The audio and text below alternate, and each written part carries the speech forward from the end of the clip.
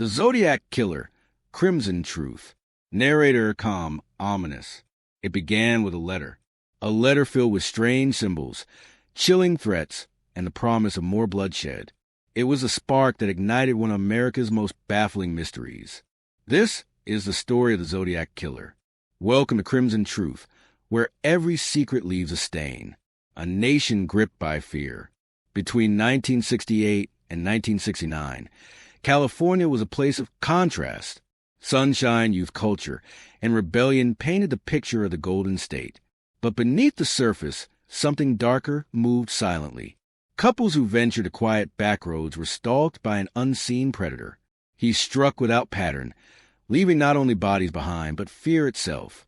And in his wake, letters that would taunt police and terrify the public. Lake Herman Road, December 20th, 1968. A date that would mark the beginning. 17-year-old David Faraday and 16-year-old Betty Lou Jensen pulled onto Lake Herman Road. A quiet night, a dark road, and then gunshots. Betty Lou fell as she ran. David was found near the car, fatally wounded. What seemed at first like a tragic crime of chance was only the opening move.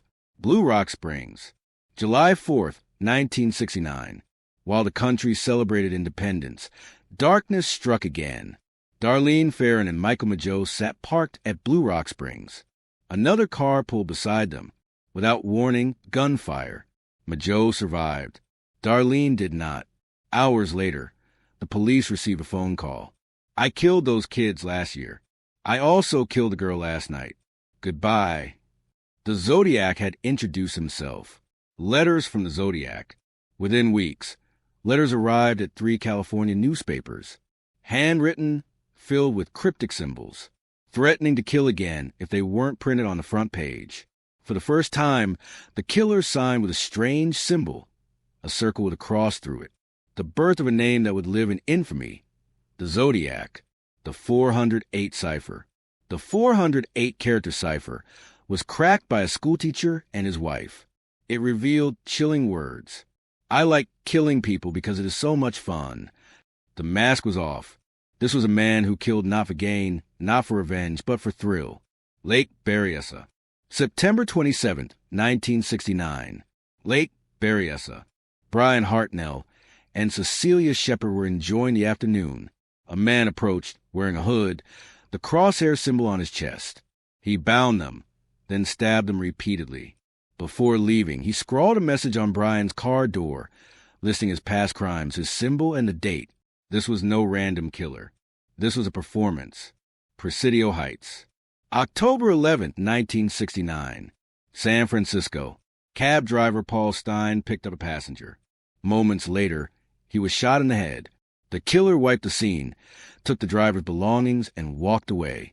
Witnesses saw him. Glasses, stocky build, late 30s to early 40s. For the first time, the Zodiac had a face. And a sketch soon appeared in newspapers across the nation. The letters continue. The Zodiac sent more letters.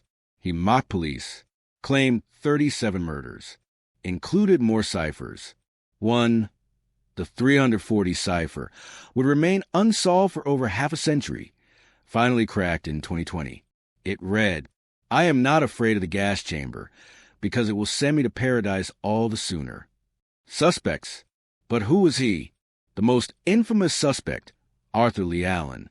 He lived near crime scenes. He made disturbing comments. He wore a Zodiac brand watch with the same symbol. But evidence never proved his guilt, and DNA later seemed to rule him out.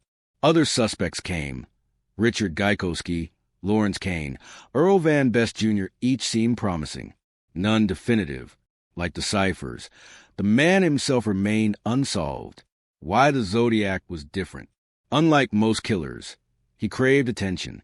He didn't hide in the shadows, he wrote. He mocked. He demanded to be heard. And in doing so, he built a legend, a myth greater than the murders themselves. The fade into silence. By the mid-1970s, the letters stopped. The killings ended. And just like that, the Zodiac was gone. Was he dead? Imprisoned? Or simply satisfied with the fear he had created? We may never know. Theories and legacy. Today, the case remains open. Detectives, amateur sleuths, and online communities still chase the truth. Modern DNA techniques may one day crack the case. Until then, the Zodiac remains an enigma, not just a killer, but a ghost in America's memory. Closing reflection. So, who do you believe the Zodiac was? A lone psychopath? A criminal mastermind? Or someone who hid in plain sight, blending with the crowd, laughing at the chaos he left behind?